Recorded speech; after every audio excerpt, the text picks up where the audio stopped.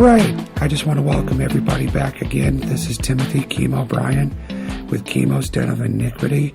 And I have a wonderful guest here for you folks this week. This person I have not known for 20 years, as opposed to previous guests that I've had on the show. I've known this guest now for about 4 years, but he's somebody that I usually try to see once a month. This month it's been more than once a month, and that's okay. It's a wonderful privilege to see this guy once a month. He provides me every month with stuff that I need. Legal stuff, folks. Legal stuff. Get your mind out of the gutter. Stuff that provides mirth and merriment to my life, and he's been a wonderful friend to me. And I'd like to introduce you all to my comic book guy, my comic book hero, my comic book genius, Mr. Mike Porter. Mike, how are you today? I am fantastic. Life is good. I'm not going to live up to that introduction, though. Yes, you already have. You already have. I just have to say right off the beginning. Yes. This particular podcast is cursed. It is cursed. Why is it cursed, It is Mike? not. It's not. I'm not convinced we're actually going to see this come to air because we had 2 hours of amazing talk. Yes. Which was wonderful. I enjoyed it immensely. Yes. And then it went away. Yes. And then we rescheduled. Yes. And that was supposed to be on last Thursday night. Yes. And I fell asleep. It was my fault. And completely missed the rescheduled interview. That's and okay. I want to apologize for that again. Especially want to do it on the air. Sorry. No. That was me. Well, and in full transparency, I didn't hit the record button correctly the first time. So this is my first remote interview with a guest. So the first time was my fault. The second time was, we'll argue it's your fault, but I don't think it's your fault. We can argue that because it's true. We're going to flip tables on that. It's a good thing, too, because we're in a comic book store. There are tables. There are tables, and there's comic books on these tables. Yep. Amazing. Mike, you run a comic book store. I do, for a very short period of time now. That's as right. We are in the process of closing down the comic book store. And that is an unfortunate thing in our society here, these dark days that you're closing it down here in Fredericksburg. It's very sad. I am very sad. Not without any humor, I'm going through a period of mourning and feeling fragile. Understood. I will be gentle. I did not bring my couch this time. I will not be gentle. Yeah, I'm glad when you're not gentle. I like it when you're not gentle. But I did not bring my couch this time. So, unfortunately, I won't be able to stroke your ego or give you a massage like that. Fantastic. I apologize. I appreciate the lack of couch. Okay, good deal. Now, next time, we'll do it in my man cave. I've got 2 couches. I will show up there. Okay. Into your man cave. Yes. On one of the couches. Okay. Only if we're watching hockey. Funny you mentioned that, because I was watching Anthony Bourdain last night. That's not hockey. No, but he was doing a show. Although he'd be amazing if we could get him on the ice. He was doing a show about Quebec. Uh-huh. And about the food scene in Quebec, Montreal, and Quebec City. Right. And everybody was playing hockey. And immediately I thought about you. When we were supposed to do the interview, I'm like watching this going, Mike would love this. I wish I had this on while I was interviewing Mike. It is the 5th season, hockey season. It is the 5th season. Well, usually there's 4 seasons in a year, isn't there? Yeah, that's what I'm saying. Oh, it's the 5th. The hockey is the 5th season. Well, it's the only season that I care about. I mean, there we go. So, let's talk brass tacks here. Let's talk some brass tacks here. Okay, what does that mean? Why do people say that? Brass tacks? Yeah, why is that like a bar for we're going to talk about... As opposed to silver tacks? Or anything. Like, let's talk truth, or let's talk... Why is it brass tacks? Where does that saying come from?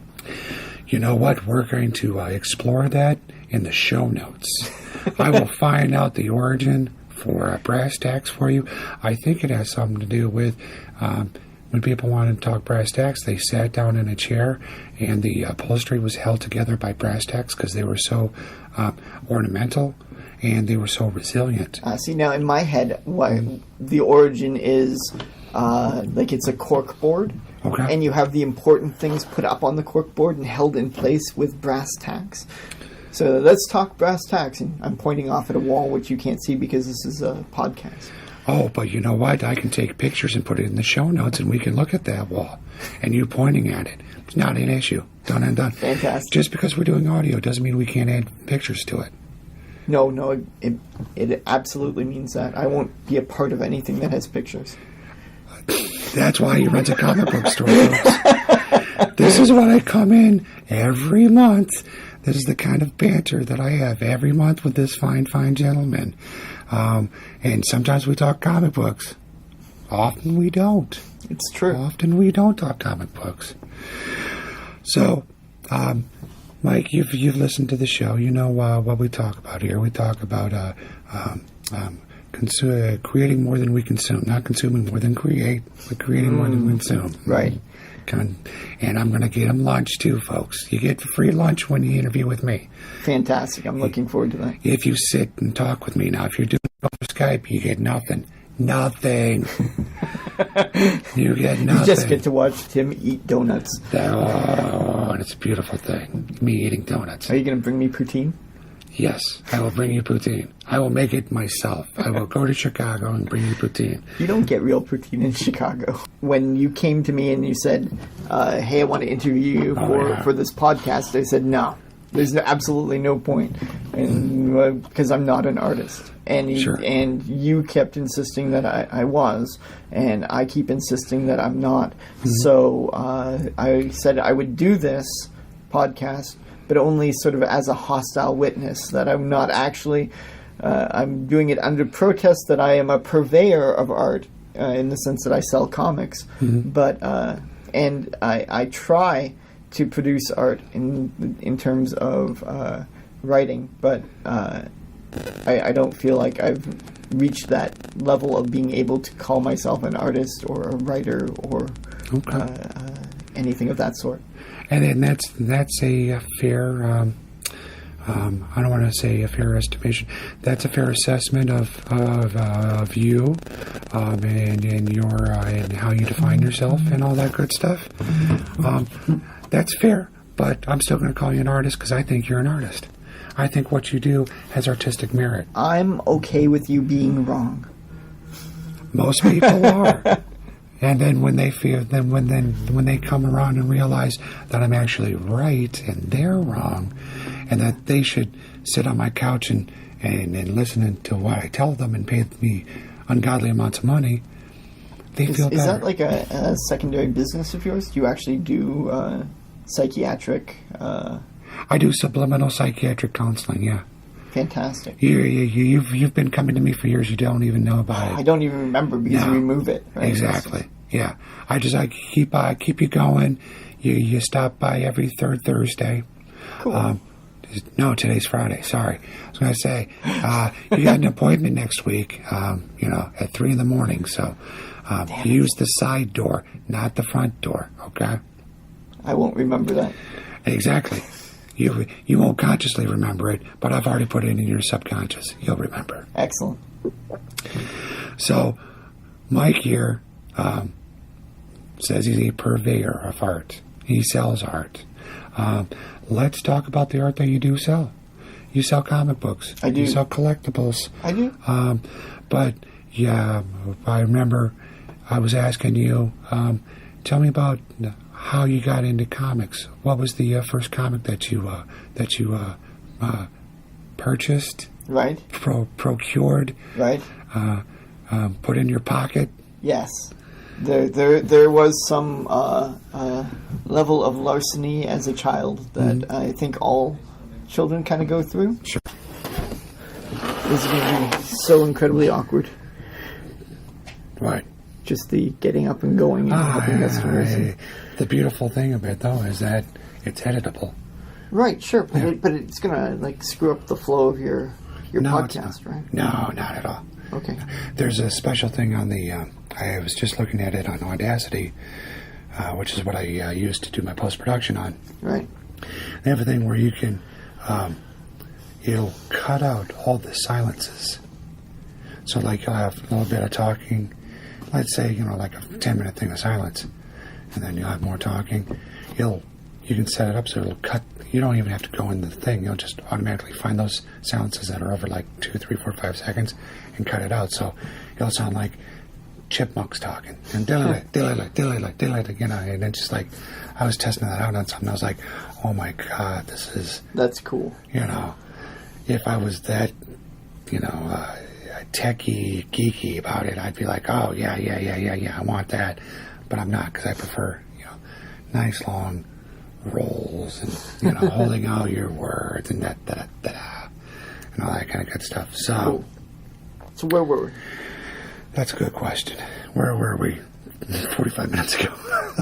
Sorry. No. Hey, no. This is perfect, because I'm glad we are doing it this way, live in the store, versus doing it over the Skype, because I just feel it's more authentic and all that kind of jazz. And I thought we had a better time when we did it. Cool. Well, it's just a great time because it's you and it's me, and we've got a good chemistry. So absolutely, you and me and you. Yeah, I'm not singing. That's all right. So, folks, he's an artist, but he doesn't sing. So there we go. So, and I'm also not an artist. He's an artist. By the end of this podcast, I'm going to have you admit to me that you're an artist. I'm just going to do it right now, just to get it out of the way and completely spoil the. That's fine. Are you an artist? I am such an artist. I'm the best artist in the world. You're better than Warhol and all that kind of I am so much better than Warhol. I can paint better than Warhol because he's dead.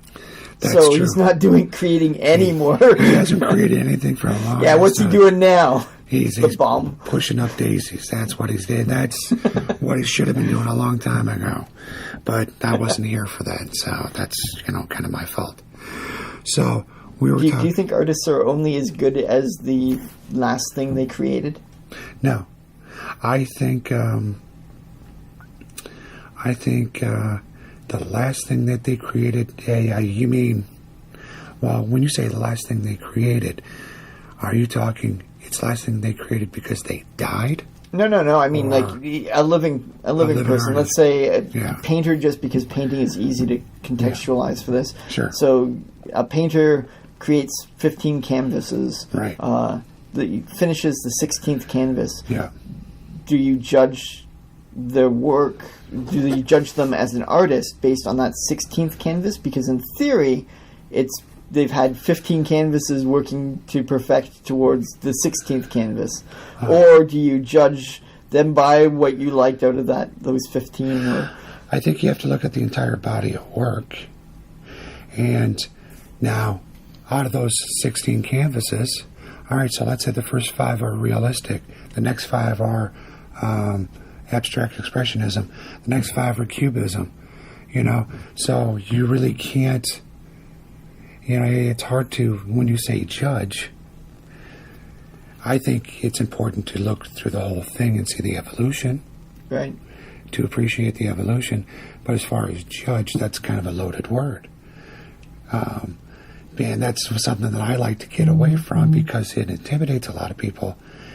Because when you say, hey, I'm an artist, then people are like, well, how good are you? Are you getting paid? Then you're not a good artist. Then you're not an artist because you're not getting paid. Well, I would agree, sort of, in that sense of you're not a professional artist. You can be an artist without getting paid. Yeah. But if you're a professional, then you're getting paid for your work. That's what the word professional means, right? I mean, you're making a living doing your craft. Well, I would agree with you. Yes, that you're being paid for your work. Whether that be 2 cents or $2 billion. Yeah. You're getting paid for your work, so hence you're a professional. But I think it's not only monetarily you're a professional, but let's say you're mentoring people as an artist. I think you're a professional. Yeah, I think you can consider yourself a professional artist that way, or you're critiquing somebody, or you're instructing somebody. And it may not be for pay. I think that you can have professional artists, but there are no amateur artists. I think that So maybe you're just an artist or a professional artist. Right. Okay. Right, because the amateur is kind of derogatory in that sense. If you're going to put it up against professional, oh, I'm a professional, oh, you're just an amateur. Mm-hmm. That's a derogatory sort of power structure. Yeah. But I don't think there are any amateur artists. You're creating and you're an artist, and then you on your own journey are going to create better if you continue to create. So you grow as an artist. Right. But until you're getting paid, or until you're teaching art, or you're like you said, mentoring, or then you're not really you're not a professional artist, right, unless art is in fact your profession. That's what the I'm going to agree with you on that. We're going to go with that. I like that. I hadn't thought about going down that path, but that's a great path to go. Fantastic. Good. That's a nice little segue.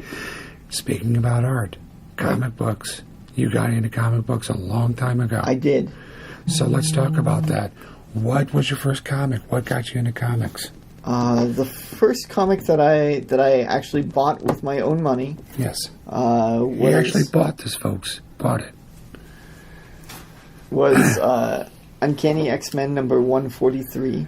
Okay. I think it's number 143. It might have been 144. It's the issue where Kitty Pryde is alone at Christmas because she's Jewish, and everyone's left the X-Mansion, and this alien-esque creature breaks in, and she has to fight it by herself. Okay. And she's like a 13-year-old girl at that point. And it was a really cool, really tense, dangerous feeling comic. Mm-hmm. So I dug it. And then I couldn't wait for the next issue, which had absolutely nothing to do with that issue. So it was kind of, Gotcha. So they, it's kind of like a one-off that they did, and they got you with a one-off, and right. And years later, you're still into comics. Right. Well, my dream wasn't to own a comic book store. No. I mean, I get a lot of people come into the store and like, oh, you've got my dream job. This is what I absolutely want to be doing. This is, I would love to own a comic book store. My dream job was writing comics. I desperately wanted to create comics. Sure. But I have no drawing artistic talent. I have zero. I get excited if my stickman's head forms a complete circle. That is the extent of my artistic talent. But since comics are a visual medium, and I grew up in rural Ontario, Canada, there wasn't really any in for me to get into this profession. There wasn't a way for me I couldn't figure it out. I couldn't break in. I didn't have friends that were artistically inclined that wanted to invest themselves in doing comics. Sure. until university. That things changed, but I could never find a way to actually make it my profession, and so I figured if I'm not going to be writing the comics, if I'm not going to be creating them, I'll sell them. At least that way I'm tangentially attached to the dream that I had of being a comic book writer. I'm still part of the industry, sure, even if it's only sort of sideways. But I mean, at least you got your foot in it. You got your hand in it. You're right. I'm surrounded. I'm surrounded by comics, and I'm getting to read all of the comics, which is crazy cool. I mean, with the store closing, I'm not sure how I'm going to get a comic book fix, because for 12 years I've gotten to read every single comic that every single company has put out. That's a lot of comics. That's a lot of comics. I'm just looking around here at all the tables and going, Jesus Christ! And I bet you there's stuff out there that you don't see, that you don't carry, that you would love to. Yeah, there's. We always talk. There's manga, the Japanese comics. We have a very small selection in the store because that brand is so huge. There's basically a manga for any sort of story that you can possibly imagine, well beyond the scope of most Western comics. Yeah. Like if you want a comic about hockey, there's a comic about hockey. Nice. There's ballet comics. There's alien comics. There's aliens teaching classes in a school comics. It's just bizarre, the extent of what's available in manga.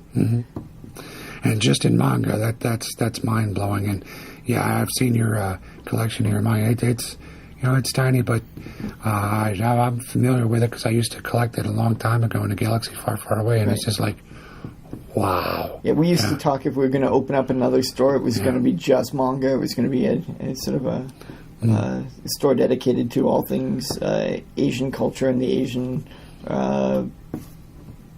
comic book market. Sure. Excellent. Well, let's get back on the writing aspect of it. So you enjoy writing. I do. Definitely enjoy writing on that. And how do you approach that? How do you approach the writing aspect of it? Okay, so you can't, you're not an illustrator. Got it, done. But you're a writer. What does that writing do for you? Okay, so how does that feed your soul? For comic books specifically, or we'll start with comic books. Yeah. Okay, so what I do, and I know that practiced writing comic book scripts. Sure. How you do the panel breakdowns, figuring out how to describe each panel, and just the written portion of it. I do that occasionally. It's there's someone asked me, well, what's the one story if you could do it? What story do you want to tell? And I was like, okay, I really want to tell Alfred Pennyworth Year One. How does this guy become the Wayne's butler? Why? Sure. Who is he? Why is he looking after Bruce?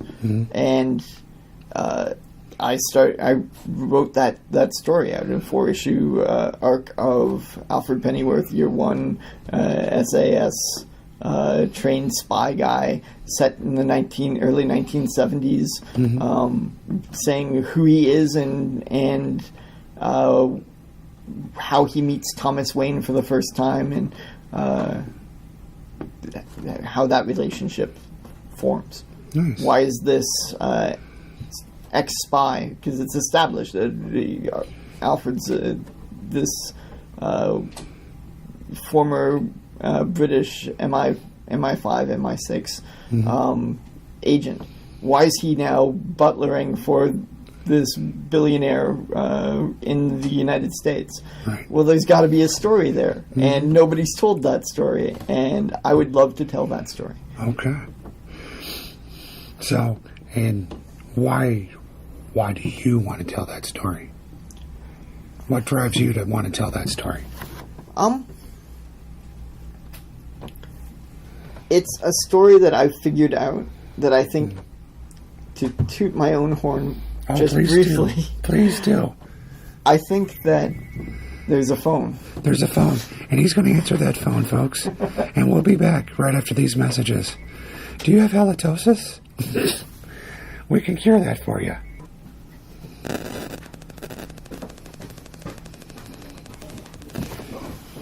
So, our halitosis. No, not halitosis commercial. No. Okay. So the Alfred story, Alfred Year One story. Yeah. So the reason that I think I can tell this story.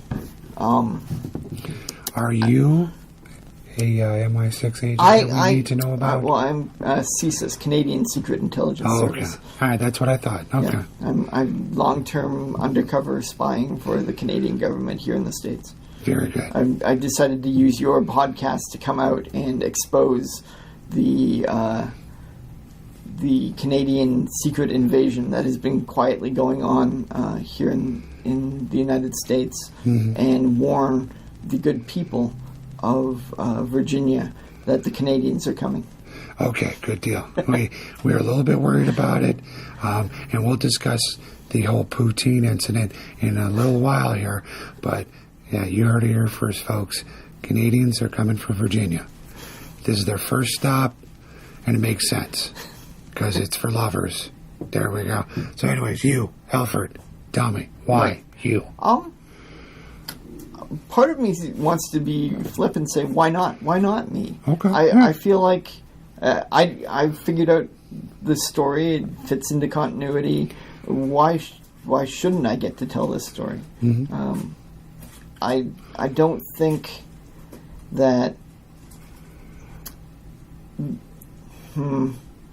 I don't think that there's a... I don't even know... I don't know how to put this. I don't think that there's a way of telling a canon comic book story that is particularly better than another way of telling it. Like, just because I absolutely love Ed Brubaker, I think he's one of the most amazing comic writers ever. Sure. That doesn't mean that he should get to tell my stories. Right. Right. I think that we all have a voice, and while for the last 12 years I've been selling comics, and many years before that I've had the dream of writing comics, with owning this comic book store, my sense of how comics work and what works with the audience, I think is possibly sharper than a lot of people that are actually in the industry, because people come into the store and they say, "Oh, I hated this story. Why are they making this story? Nobody asked for this story." And I take that in, but I don't get the sense that Marvel or DC or any of the other companies actually hear that. They just produce what they produce. Sure. And they, regardless of whether or not their audience is really wanting that, they're just making what they want to make. Okay. And I think that there's a disconnect between mainstream comics, specifically superhero comics, and the stories that they're choosing to tell, and what the people that are buying comics actually want to read. Yeah. No, I agree with you. And we were talking about this a while back with the Marvel and the DC. They're in their ivory tower, and the people that are sitting here buying the stuff don't have that intermediary, or they try to have the best intermediary they have is somebody like yourself that sells the comic books. But DC is not going to come down here to Fredericksburg and go, "So, Mike, what's the word on the street?" Right. And I think that they're I would want them to hire me. Sure. But they should hire some comic book retailer and get them up into the editorial process or the brainstorming process however they do the summits where they get all of the writers together and brainstorm what stories and story arcs they're going to do for the next year. They really should get some comic book retailers in there to ground those stories and say, look, people don't want that. No. Or there are communities of readers that are underserved by the comic book industry. And part of the problem is they rely far too heavily on comic book stores to put those comics into those readers' hands. Sure. Which we try. If they come into the store, I will sell it to them. I will sell the heck out of it to them. Yes, you will. And they will buy and come back and buy more. But I'm only one store, and I can only deal with the people that come through my door. Right. Marvel is a multi-billion-dollar company. Yep. Now attached to Disney, which is a multi-trillion-dollar company. There you go. So if they actually wanted to market to the Latino populace, they have a lot better ability to do that than I do. Yep. And they don't. What they do is they do. What you can swear in this podcast, by the way. Right. Doo-doo is acceptable. Right. Doo-doo will be my go-to swear for the remainder of this podcast. Excellent. What they do is they put out a comic that is sort of aimed partially at that market. Sure. But then they don't do anything with it. They don't advertise it in ways that people who would be interested in that comic know that the comic exists. So when that comic fails and hits the the cancellation threshold, they go, well, look, there's no market for these things. We tried. We put out that comic that featured a heavy person of color supporting cast and main hero, but it didn't sell. So we put it out there. People just weren't interested in buying it. Well, the interest is there. Yeah. You're just not helping me market it. If you're relying on just the comic book retailer talking to the people who come into the store to sell to a closed community, it's going to fail. It's going to fail on the outset just because that community doesn't necessarily come into my store in order to see that the comic exists. Exactly. And the people that do come into your store aren't necessarily going to go out to that community and go, oh, hey, did you know that there's this, comic book? And we'll take the Latino market, for instance. Someone like myself who's, Caucasian, I'm not necessarily going to go walk into your store, see, oh, hey, there's a Latino comic book there, pick it up, and then go talk to my buddy, down the street and go, hey, listen, there's this, copy here, and here it is for you. I'm not going to do that. It's not because I don't like the guy down the street from me. It's just that Marvel could market to the guy down the street. Right. And his entire community, or her entire community. Absolutely. Their entire community, being completely inclusive. There is still a very strong bias against women being portrayed in comics and marketing to young girl readers. They make up 51% of the population. I think that you should be marketing to them. Mike, you got My Little Pony. Mike, you've got Harlequin. You've got Catwoman. I do you've have. Got Wonder Woman. Have those. Those are all women. They are. But how they're marketed. The problem is that we get stuck into this dynamic of thinking of boy comics and girl comics instead of just good comics. Because about 40% of our clientele are women or young girls. And they're not buying just girl comics. They're just buying comics. They're as big a Batman fans, as big as Superman fans. They know people who know more about Spider-Man than me come in, and we have amazing conversations. And part of that is just having conversations with them about the thing that we have in common, which is loving comics. Absolutely. And once you start talking to somebody and you find out what they like, you can put things into their hands that is going to push them into oh, you like this? Well, you're going to like this then. You should pick up this. And that's how you expand your clientele. Excellent. So, folks, if you're thinking about, working for Marvel or DC, or if Marvel and DC is looking at us and listening to us, which they should be, Lord knows I've been following them on the Twitter and the Facebook. You got to take note of that. Get on down to your comic book stores and knock that out for yourself. Mike, let's talk a little bit about where you think things are going in terms of your artistic endeavors. Where would you like to go?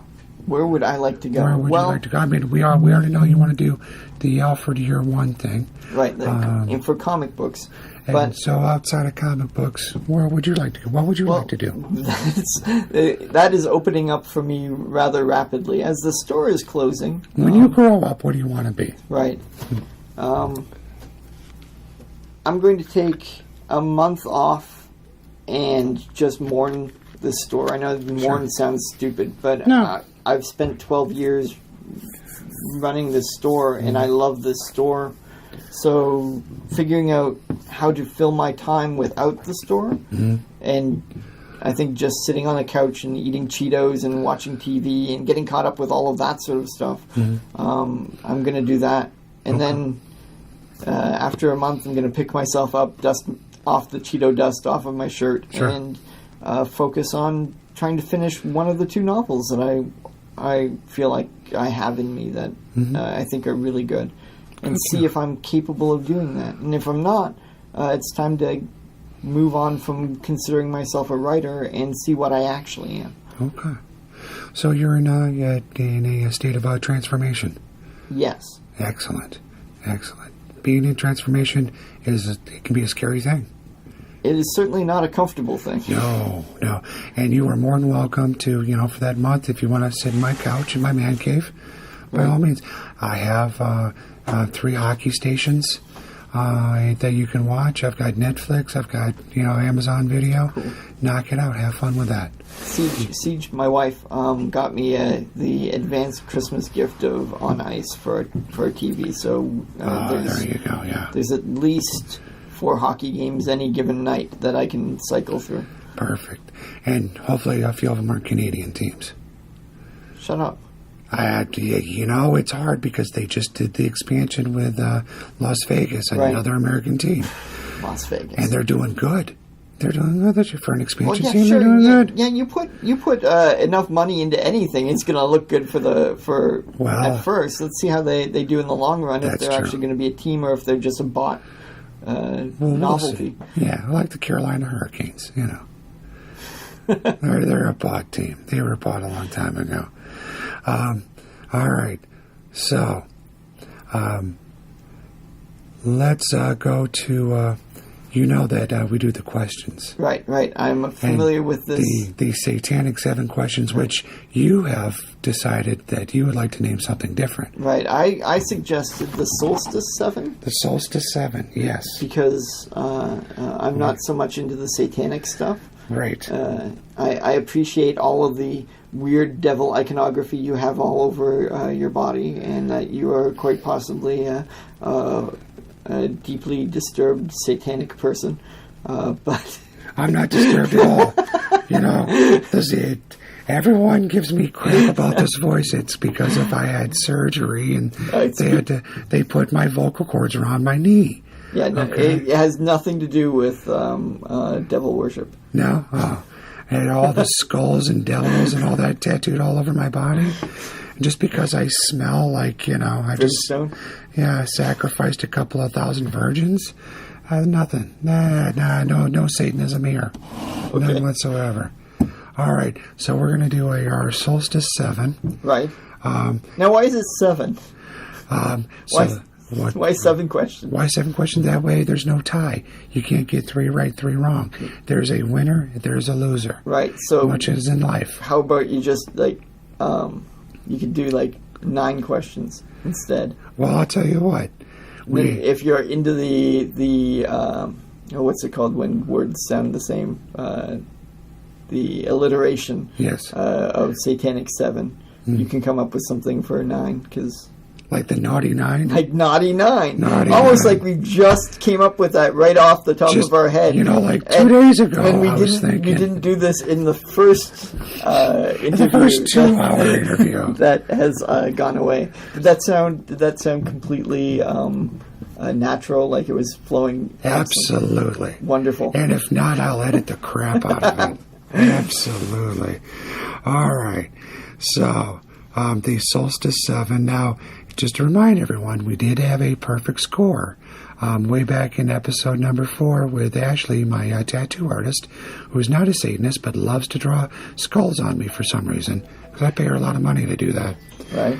Now I'm upset. Yes. I want to register my complaint because the first time we did this interview, we sat for 2 hours, did prime content, amazing content for this interview. We made it through the Solstice 7. Yeah. I scored really well on the Solstice 7. Yes. Now we're doing it again. I've got no guarantee that I'm going to hit the same mark that I hit the first time through. Right. I feel like now I'm going to have done 14 of them. Well, here's what we'll do. Just for transparency's sake, I will let everyone know that Mike did get more than perfect. Okay? 7.5 out of 7. 7.5 out of 8. Well, we ended up doing 8. We did 8 questions. Right. We didn't get to the 9. No. But you did get 7.5 out of it. So you did get more than perfect. Right. So Mike did score more than perfect. So I would ask you, for the benefit, the worst you'll score is 7.5. Fantastic. I will guarantee you the worst you will score is a 7.5. Okay, well then I can half-ass these questions. You might even do better. You might even do better. You've taken away my incentive to answer these questions I really in a have. deep and meaningful way. So, I already know I've got 7.5 out of 7. You already are better than perfect. I'm gonna call upon your innate Guatemalan-ness. My sense of integrity. Your sense of integrity. Fantastic. That's why we have guests on these shows, because I can't think of all the words, but you can. So that way we're going to say that, hey, we're going to do your integrity on that and say you're going to try to answer these to the best of your ability. Yeah, let's say that. We'll say that. We'll say that. I wrote down your answers. So I don't remember my answers. Fine, I do. Are you ready? Am I ready? For the Solstice 7/Naughty 9 questions. Naughty 9. The Naughty 9. Yeah. Oh, the fantastic. Canadians. We're two Canadians with Scottish accents. Exactly. That's a new podcast that will be debuting next year here on KDOI Podcasting. Just called Two Canadians. Two Canadians dressed as, speaking as Scots, dressed as Australians. Fantastic. There we go. Great new day, mate. I have no idea what the hell you just said. I feel personally offended. All right. So, I score these questions. Right. Because I'm getting this wonderful Twitter feed from everybody here that's listening to the questions. Right. So, here we go, Mike. Are you ready? Sure. All right. Now, you'll know Yeah. if my answer has changed from the last time. Am I getting That's the same correct. questions or am I getting different questions? You're getting the same questions. Oh, okay. I'm making it easy on you. Fantastic. All right. So, the first question we asked you is, what is the question you are always asked that you dislike and why do you hate it? Right. And what was my answer? I'm not going to tell you. I have it recorded somewhere. Very secret in a bunker. It says, let's see. It says you got it right. There's also a line written next to it, but I'm not. What does it say? What question do you hate? Oh. That's what I wrote down. Drat. Oh. Well, right now. The question that you are getting asked right now that you hate and why? Right. The question that I'm getting asked a lot right now is, why is the store closing? Ah, that's right. Yes. And I hate that because it makes me have to talk and think about the store closing, which is still really painful. And I want to say, none of your business. Mm-hmm. We're closing. I appreciate that. One of the amazing things about this store is that it fosters a sense of community and loyalty, and comic book people like their comic book, the person that provides them their fix. Yes. And they can be very incredibly loyal, and I desperately appreciate that. I've met so many really cool people through the store, so I can understand why. Like, if you ask me, hey, why is the store closing? I'm not thinking of it as I'm thinking of it as a friend asking me why the store is closing. Right. And I don't mind having that conversation. And I've met a lot of really cool people that way, so I don't mind that conversation. But when it's just somebody in that, I don't really want to talk about it. But I feel like I have to talk about it because I'm still a retailer person and I still want them to buy things. So I can't say, none of your business, screw off. I think you need to maintain the attitude of old store owner Mike, and go, Right. Get off my lawn. Get your shit and get the hell out. Right. There you go. I had another question. See, this is why it's going to be so difficult, because now I'm measuring myself against my previous answers. And, sir, I have to admit, right now I feel like I didn't answer that question correctly, and I wouldn't get the check mark beside it. I know I came up with another question that I get asked a lot. Yeah. And that I hate. Oh, boy and girl comics. Is this from? Yeah, this is where this is where we talked about the gentrification Yes. of comic books, and how I hate that, where parents will sometimes come in with their kids, and let's say it's a young boy, 5 or 6 years old, and he will pick up a My Little Pony comic, and the parent will look at me and say, "Is that appropriate for a boy?" And be like, "Yes, it is." I have the whole collection right here. And just the idea that there are gendered comics. Now there are comics that different people like more than other comics. Sure. Different communities like more than other comics. Some comics that are problematic for different communities. But to say one is a boy comic and one is a girl comic, no, they're either good comics or bad comics. They're well written or poorly written. Absolutely. And it's all about the story and what resonates for you, not what somebody else thinks you should like because they have an image of who you are. Exactly. So that's just a crazy pet peeve that happens at least once a week, where somebody will come in and say, "Is this? I'm shopping for my 8-year-old boy. What comic's good for him? I'm shopping for my 7-year-old daughter. What comic's good for her?" They're all good for her. It'd be like, "Here's Spider-Man. Yeah. Why wouldn't she like Spider-Man? Spider-Man's amazing." Yeah, it has it in the title, The Amazing Spider-Man. Exactly. It can also be spectacular, or sometimes coming from a friendly neighborhood. Uncanny, perhaps, I would say. Of the X-Men. Of the X-Men I don't type, think there's an Uncanny Spider-Man type. No, I think there was. I don't think so. Wasn't there an Uncanny Spider-Man? No, I'm pretty sure. Didn't he team up with the Uncanny X-Men and was Uncanny Spider-Man? No. Oh, I'm thinking of somebody else then. There is an Uncanny Avengers comic. That's what I was thinking of. Uncanny Avengers. Okay. Uncanny. And vengeful. There we go. Done. Excellent. So you got the mark. I found my way back. You made it happen. This is going to be the challenge for your reader, your challenge for your listener, which is one of them. Challenge There's for your listeners. Challenges. Yes, multiple listeners. It's you, my mom, who's been dead since 2002, but still listens regularly, every other week, right? Because she's on the Twitter too, right? All right. Question number 2. Yes. Why art? Why art? Why art? Why art? I don't understand why Paul Simon dropped him either. I miss Art Garfunkel. Yeah, who doesn't?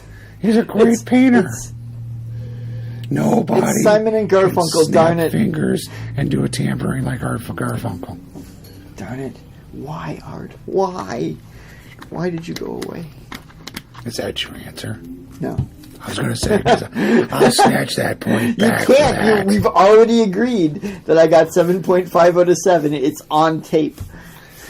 I could easily lose this tape and edit that crap out. All right. Okay. Art. Why art? Yeah. Why art? Why do art? What's it do for you? Right. What's it to you, pal?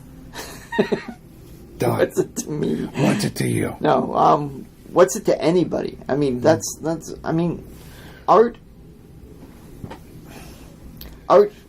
feeds a part of us that isn't satisfied by the regular day-to-day. Mm-hmm. We get, to be corny for a moment, I think we get nurtured by art. That art, when we see good art, good being what I like and bad being what I don't like. There you go. So if I see something that I like that inspires me, it moves me to do better in my own endeavors. When I see something that I absolutely hate, it still informs me. Okay. It's still creative, and you can be moved creatively as strongly, if not more strongly, by something that you find detestable. Sure. So as a response, why art? I mean, again, why not? Why wouldn't you want to create something? Why wouldn't you want to express yourself in some creative way to share? Because that's what I mean. Art is an experiential thing. Like for the creator, it's almost an exorcism. You just got this, and you onto the page or onto the canvas, and you can deal with things or express. It's not necessarily bad or the negative emotional sorts of things, but you can pure expressions of joy and try to share that with somebody else. It's so that when they see that canvas, when they read that short story, when they are in the audience, when you're performing a poem, they are connected with that feeling. That's the amazing thing about art, that it can inspire emotion and inspire you to explore your own emotions. Perfect. You got your points. Yeah. You got your points. And as he does that with the lightsabers, and he has shaved my head on that, can art be defined? Should art be defined? Right. Yeah, I don't think that you can say that art can't be defined. Should it be? I want to say probably not. Not as an experience. I think that we need to define it when we want to talk about it, when we want to critique it, when we want to try to find meaning and share that meaning with somebody else in a conversation. We use concepts. Language is a conceptual thing. We use symbolic words to share something that's beyond that. Like when we say love isn't just the word. Love is a whole concept that we have an understanding of what we mean when we say the word love. So art, I think, as the experience is non-conceptual. When you see a painting, it evokes a feeling in you, and that's a deeply personal thing. You experience that feeling. You imagine the story. You create stories around the painting. What have you. When you try to then turn to the person that's at the gallery with you and say, "Wow, I think blah blah blah," then you're now conceptualizing that experience. You're trying to share that experience, which goes beyond words into words, and the only way to have that conversation is to make those boxes that we want to put things into. Does that answer the question? That answers the question. Should we? Yeah, I think we should if we want to talk about the experience with somebody else. But if it's just you sitting writing a poem, if it's just you and your paints, if it's just you in front of the mirror practicing katas, then no, you don't need to classify what you're doing. It's just when you want to share it with somebody else, you need to classify it in order for it to have meaning for that person. Okay. Absolutely. You got your points. All right. Here's the tough one. Right. This is one you almost didn't get. All right. So, what is the worst piece of advice that you followed, and what was the result? Right. Now, they're not going to know if I change my answer. No. You'll know. I'll know. But, yeah, I don't like this question. This question is hard because, I've gotten a lot of advice. Yep. And so, in theory, you can say, well, what's the worst piece of advice, and just go down the list and say, that's the worst thing that I've ever been told. But bad advice, Man, I don't know if I... Are you a person that goes out and seeks advice? Not generally. Okay. We sought advice when we were thinking about opening this store, Sure. and some of it was good advice, and some of it was bad advice. That some of it I wish we'd listened to closer, and like holding customers who have pull boxes tighter towards getting schedules for them to come in and pick up books, and not being as laissez-faire about them picking up books. I wish we'd been tighter on that.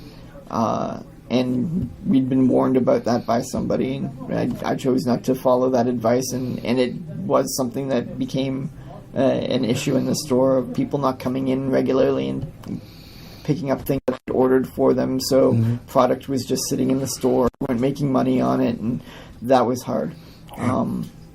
We were also told that we shouldn't do backstock, but backstock turned out to be one of our best sellers. So the idea that advice only becomes good or bad from the result, right? If somebody gives you advice, it's not bad advice necessarily, it's just advice. And then if you follow it and something bad happens, then it's bad advice. It becomes bad advice. Right.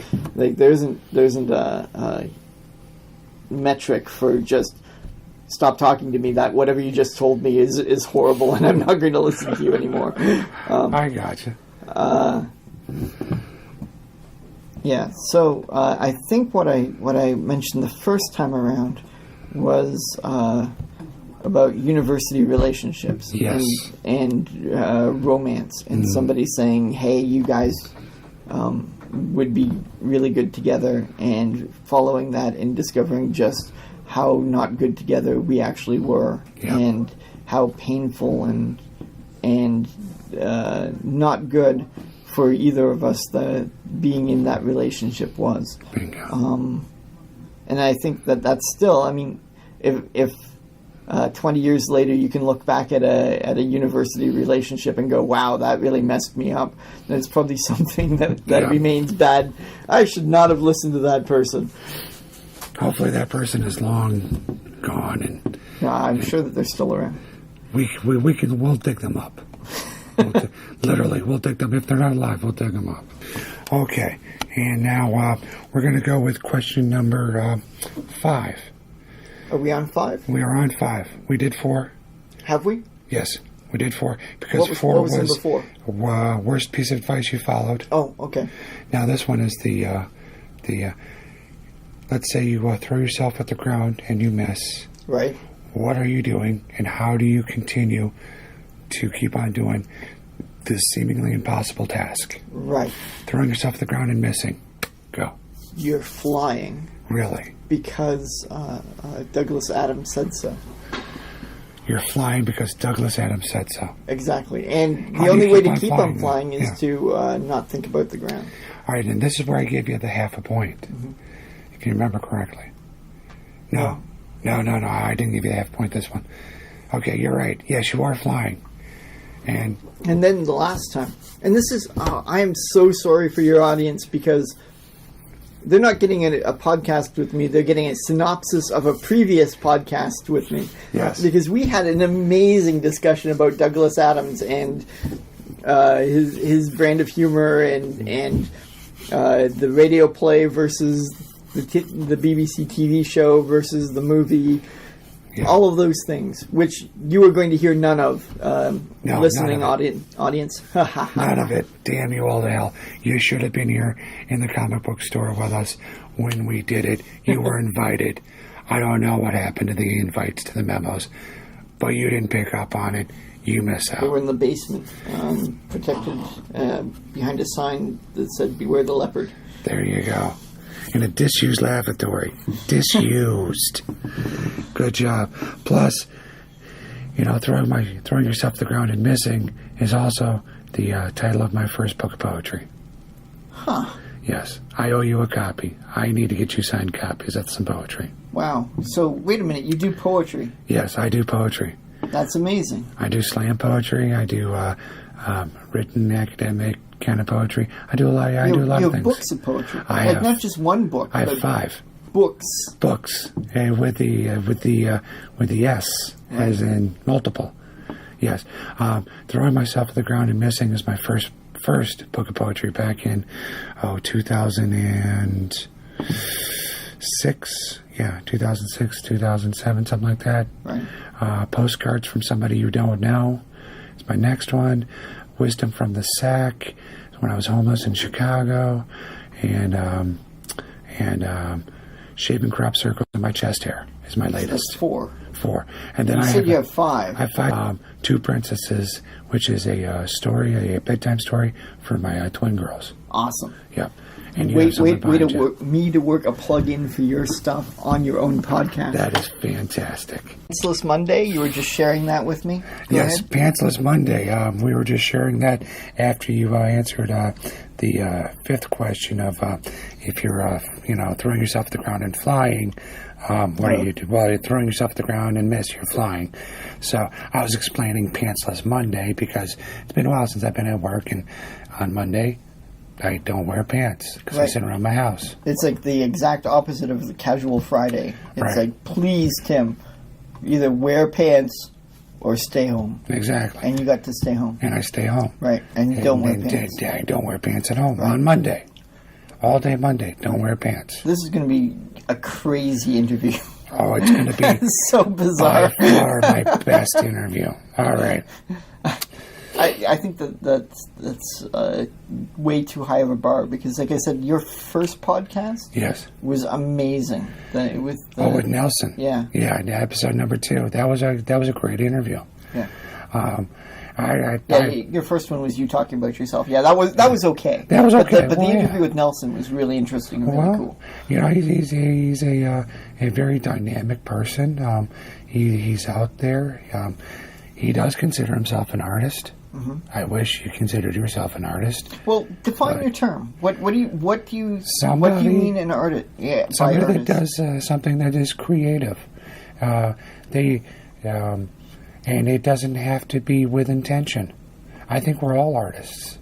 Oh, well, then the term is meaningless, isn't it? I mean, you either, if everybody's an artist, there's no point in saying artist. I think everyone is an artist. You might as well just say, hey, Tim. But I think it's important that we call somebody an artist and recognize that they do something that's out of the ordinary.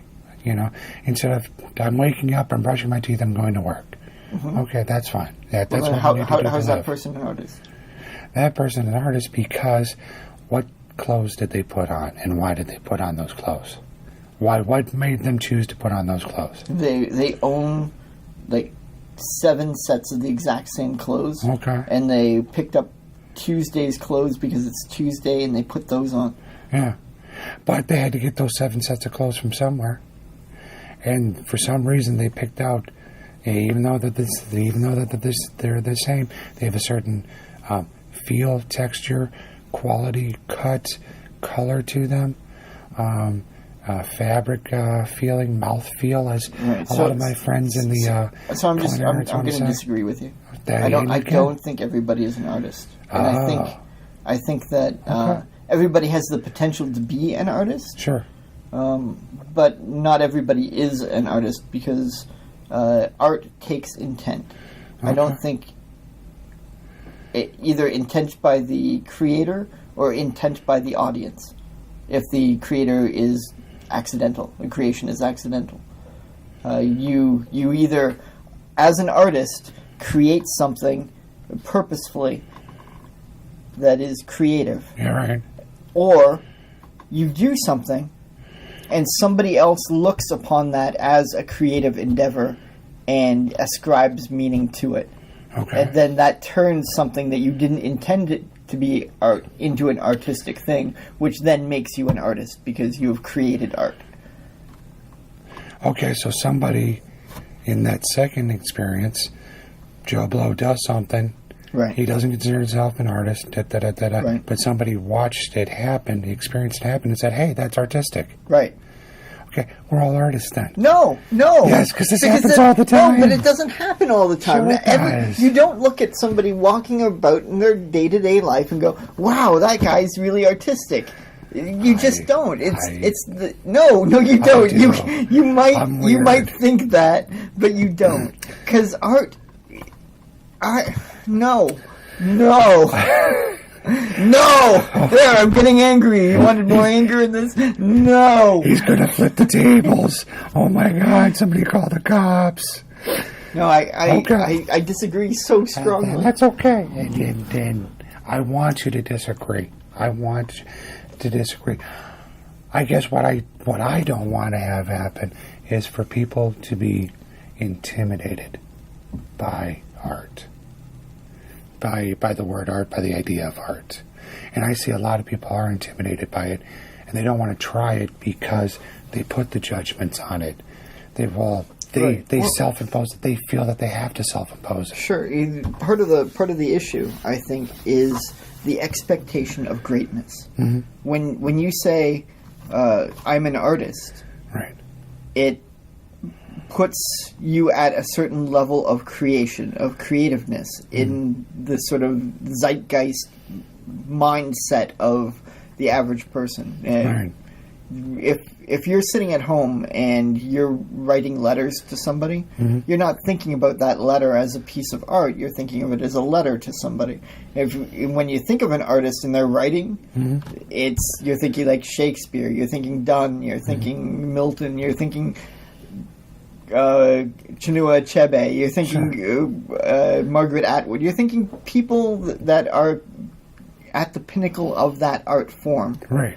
So, calling yourself an artist is putting yourself in that same level as these other people. I think people can feel that way, and you had somebody up there. People can feel that way, but I don't want people to be intimidated, because I talk to so many people that are like, hey, I'd go paint a picture, but I suck. Nobody would like it. And then they stop. And that could be the world's best picture ever painted. They just got stopped. And that's what I want to stop. Right. When I was saying that when people think of artists, they think of the pinnacle of whatever that art form is, and then they don't compare themselves to that. They don't see what they're doing as them being an artist, because they think of that the best person in it, and they don't compare themselves to that. The only way to get better is to keep creating. Oh, I agree. But a lot of people stop themselves because they have some inflated idea of what it is. Just even start out. Right. That's what I was saying about the expectation of greatness. Yeah. That they don't start because they say, "Oh, it's going to suck." Well, yeah, it probably will suck the first time you do something, the first time you do anything. Yeah. But the modern day has taught us that there's an expectation of greatness. That if you're going to do something, you should be doing it at the pinnacle. You should be doing it at the best. And if you're not, then there's no point in doing it. Right. Well, that's wrong. You should still. You should do it to the pinnacle of your power. And you will get better as you do it. And you'll get better, yeah. And your power will grow like the Green Power Ranger's power grows. I'll take your word for it. I don't do the Power Rangers. Sorry. Me either. They were before and after my time. And hopefully they'll live on in infamy. All right, so we're getting back to the questions here. Question number 6. Do you archive your early work? Yes. You do? For the longest time. I've archived... I used to keep journals when I was a kid. Right. Writing observations, thoughts, what have you. My parents encouraged me to write, and so I kept like a dream journal, and I kept just sort of a daily life diary journal sort of thing. Yes, and the reason... And I think the follow-up part of that is why. Why not? Yeah. Why is because that's the only way to chart your own improvement. If you can feel like you're getting better at something, but if you don't have your early paintings, if you don't have your early poems you're only comparing them to the memory of the thing that you've created before, and our memories suck. Absolutely. They're either conflated or deflated, depending on how we're feeling at any given moment. We might remember something being so much better than it actually was because we've idolized it, right. Or we might remember something as being complete poop, which was actually really good because we're feeling down. Or beyond that, for writing especially, and that's my medium. Sometimes within something that is poop, there's a germ or a phrase or a moment that is actually really good, and being able to go back and extract that, go, oh, that was an amazing phrase. Oh, that was a really cool situation. Yeah. I can use that in this new project, assuming that it wasn't published before, right. And just take it whole cloth and put it into the new thing and make that new thing that you're working on better. I think that's an amazing tool. Perfect. Plus, if you're in the mentorship idea, I think it's really important that your students see that there is a progression in your work too. I think in the last time we attempted this interview, what I was saying was with martial artists, you want to have videotape of you doing katas, because when you start, you can point out where all of the mistakes are that you were making when I'm supposed to be pointing out my foot here, I'm supposed to be turning my foot when I do the kick, that sort of thing, and show your students that you weren't perfect. Right. And then you can show as you progress how you have gotten better. And I think it's really important for people who are trying to learn an art form to see that how progress works, because we're our worst critics. So we might not recognize when we've actually gotten better at something. And it takes that sort of objective actual existence of a thing to compare to the objective actual existence of another thing to convince us that, yes, I've gotten better at doing something. True. There we go. You get that point right. Yeah. Nice. All right. So this is question number 7, where we usually stop. But we're going to... No, we do 7. It's the Solstice 7. This is the Solstice 7, yes. Now, did I just finish number 7? You just finished number 6. Okay. This will be number 7. Right. But remember, we asked you 8 questions. Right, because we were going to do the naughty 9. Right. But we only got to 8. We only got to 8, but that's okay, because we're at 7 right now. Right. All right, so... number 7? This is the magic wand question. I'm waving my magic wand. Right. As you can see. Wave, wave, wave, wave, wave. Right. It's magic because it is invisible and non-existent. Well, is it non-existent? Yes. I don't know. So, if money were no consideration, time were no consideration, resources no consideration, I remove all of that, wave my magic wand. What project would you do? Is your first question. Right. Second question, would you want that project to be the only thing that you are known by? Gotcha.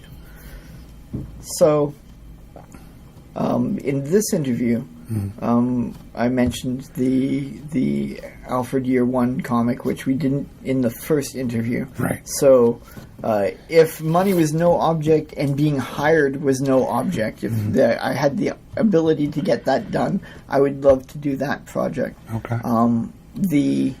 But in the absence of that, in working in the comic book field, just as a writer, and because the store is closing and I'm going to have more time, part of your magic wand has worked. Thanks for making my store fail with your magic wand to give me more time to write. It's the little things that I do for you. The little things. Jerk. Exactly. So I'm going to be focusing more on my writing to see if I can, in fact, finish a novel. I think that's another thing that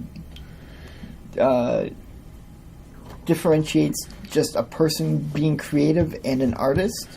I think an artist finishes projects. Okay. You can be creative and do things creatively, but you're not necessarily an artist unless you actually can finish those creative projects. Okay.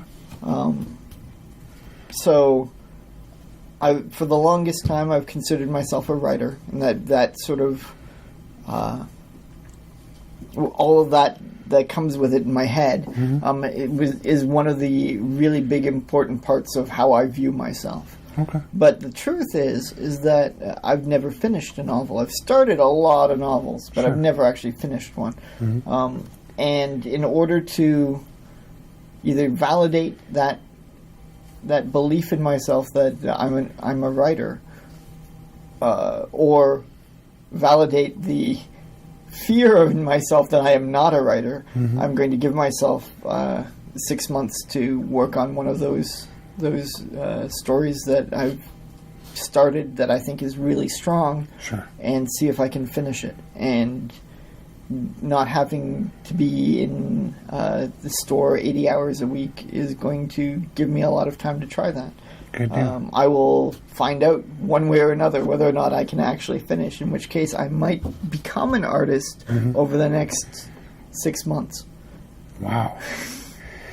Now, is this the only work you want to be known by? If this is successful, you're good. Well, here's the thing. I don't have a problem becoming famous for one thing. Okay. I don't think that limits you to then only doing that one thing. If doing one thing and becoming famous opens doors, and they think, oh, that's the guy that did Great God Pan. Oh, that's the guy that did. She did Harry Potter, and she's known for Harry Potter, and it's always going to be Harry Potter, no matter what other book she ever does. Yeah.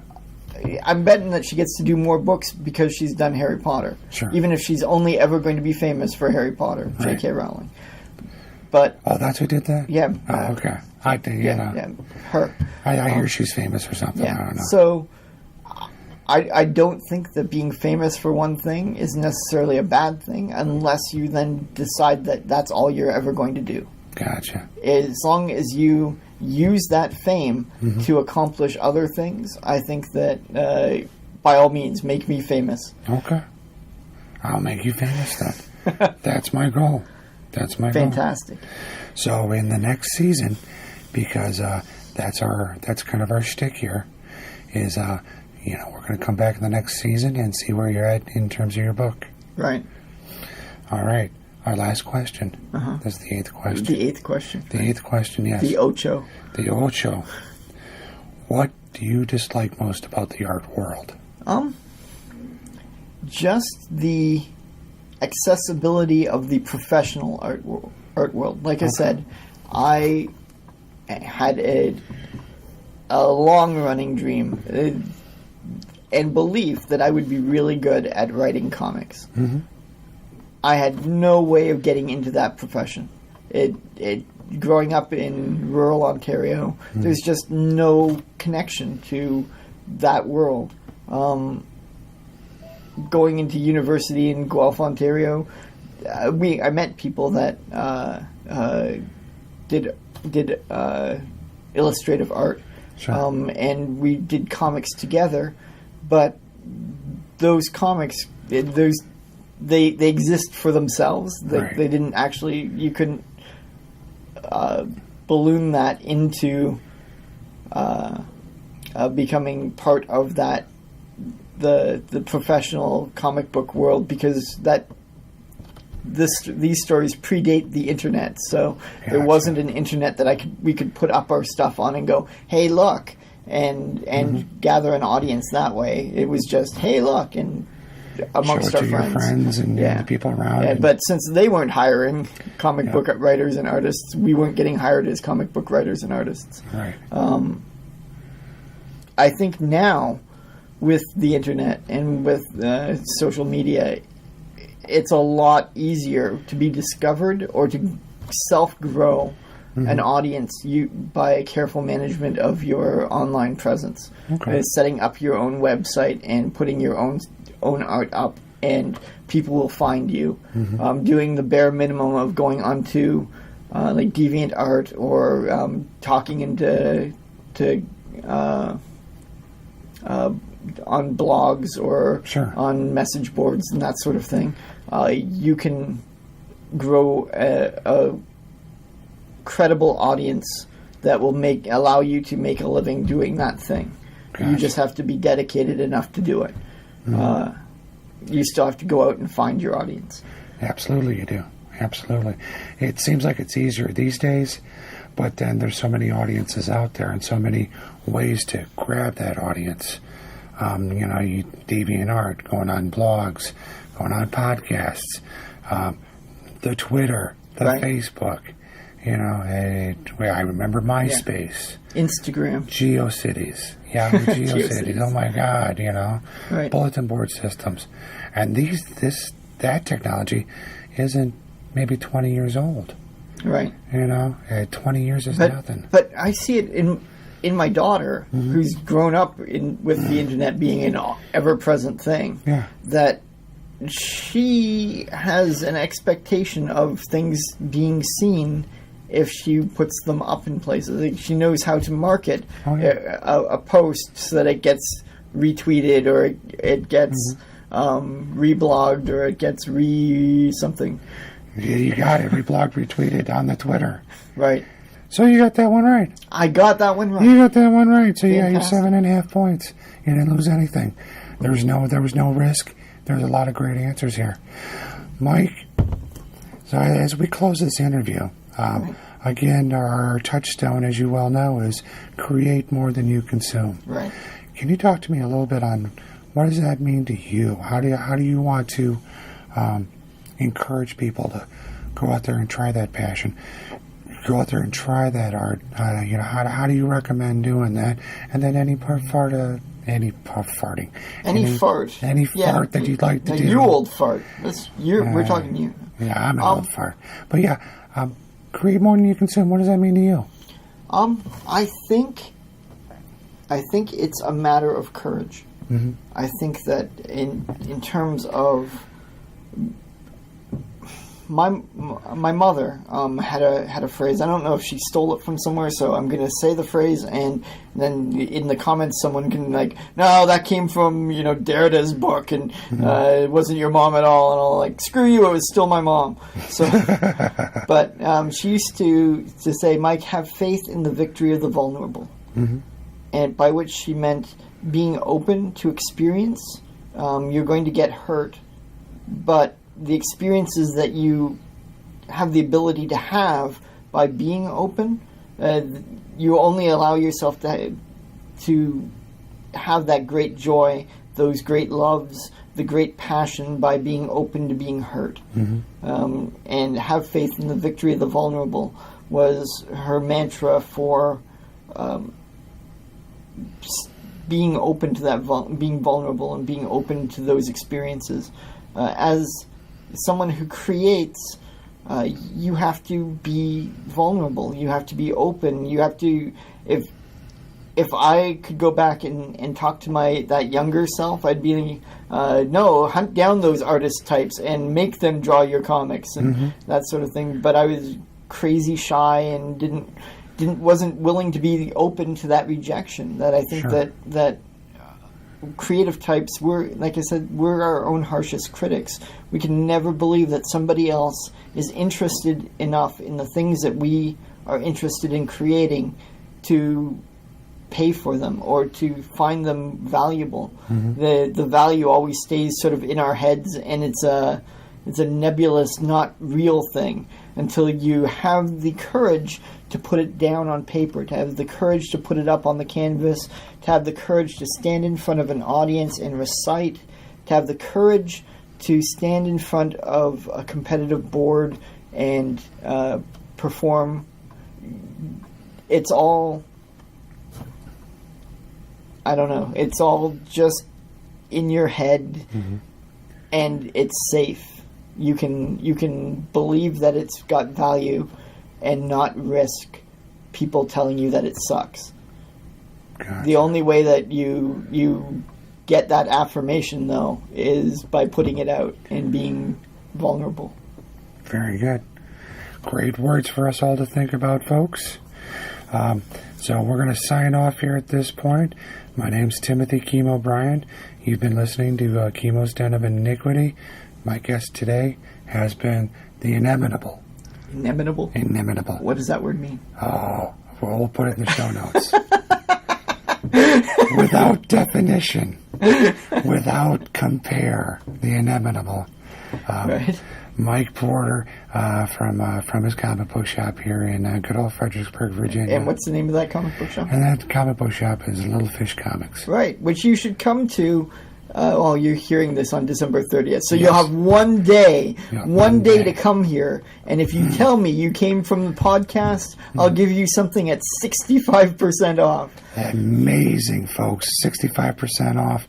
It'll be a one-day sale for all those KDOI podcast listeners. Because this is coming out on the 30th of December, folks. And we close on the 31st. And they close on the 31st. And I'm getting a truck so that way I can, hook it up and, shovel stuff into a truck. Fantastic. I look forward to seeing you in your truck. Very good. Thanks for letting me ramble and be uncomfortable on your podcast. Hey, thanks for being on my uncomfortable podcast and letting me ramble. All right, everyone. We'll see you in 2 weeks. Have a great 2018.